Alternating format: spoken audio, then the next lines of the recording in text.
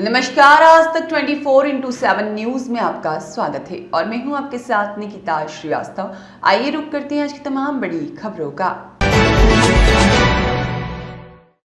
जबलपुर के मरघटाई क्षेत्र में स्थित महाकाल मंदिर से भैरव जी के जन्मदिन पर भव्य शोभा यात्रा निकाली गई, जो कि शहर के मुख्य मार्गों से होती हुई वापस भैरव मंदिर पहुंची, जहां पर हजारों की संख्या में भगवान भैरव बाबा को चाहने वालों ने प्रसाद ग्रहण किया और महाआरती के साथ भैरव जी के गुणगान गाए और साथ ही सभी श्रद्धालुओं ने मिलजुल कर भैरव जी के जयकारे लगाए।